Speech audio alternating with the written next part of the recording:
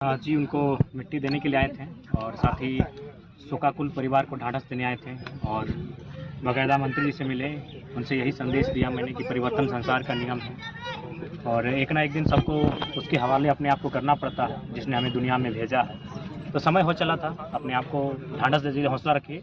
और आप पूरा झारखंड आपका परिवार है, उस परिवार की उन्नति कैसे हो, उस परिवार के लोग खुशहाल कैसे हों, इस रास्ते को आप तैयार कीजिए। अम्मी जान जहाँ भी रहेंगी वहाँ से आपके लिए दुआ देने का कार्य करेंगे। जयराम जी, ये बताइए कि आप एक नौजवान लीडर हैं, आज आपको युवा बहुत मान रहा है, आगे की राजनीति और रणनीति क्या है?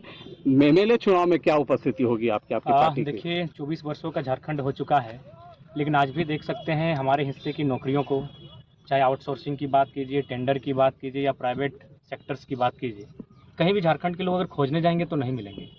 चाहे वो किसी वर्ग किसी कौम का रहे, अगर झारखंड के लोग अब खोजने जाएंगे तो वो हैदराबाद के टावर लैंड में मिलेंगे, केरल की मच्छी फैक्ट्रियों में मिलेंगे, सूरत की कपड़ा फैक्ट्रियों में मिलेंगे, तो कोई सऊदी, तो मलेशिया, तो ट्यूनीशिया, तो दुबई में मिलते हैं।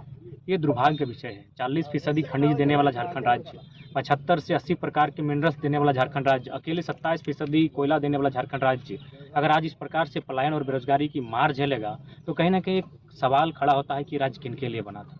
ये सत्ता में अगर आप आते हैं, उपस्थिति होती है, तो किस तरह झारखंड को आप देखिएगा और किस तरह चलाने का देखिए, प्रयास सबसे पहली बात है कि भारत एक विविधताओं का देश है।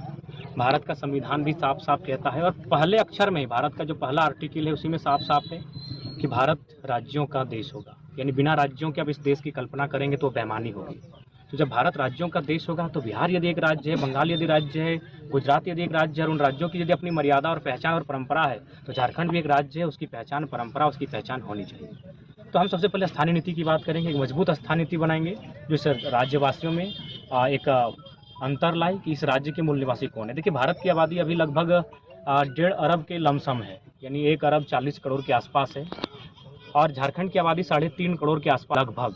हम 3.5 करोड़ झारखंड के लोग भारतीय हैं, लेकिन सारे भारतीय झारखंडी नहीं है। बस इतना सा फंडा को समझना है, सारे भारतीय झारखंडी नहीं है पर सारे झारखंडी भारतीय हैं। तो ठीक उसी प्रकार झारखंडी कौन है, इसकी पहचान है। एक स्टूडेंट से राजनीतिक सफर, क्या कष्ट लग रहा है कि कहाँ तक पहुँचने में कष्ट दिक्कत तो अभी है? भी है। कल 3 बोतल पानी चढ़ाने का काम किए, सुबह से सीने में दर्द, वोमिटिंग इत्यादि कई समस्याओं का सामना किए और आज तो आराम ही कर रहे थे, लेकिन पता चला कि मंत्री जी की माँ का देहांत हुआ है। तो बोला नहीं, चलिए, विचारधाराएं भिन्न हो सकती है, राजनीतिक रास्ते अलग हो सकते हैं, लेकिन वहाँ का रास्ता सबका एक है।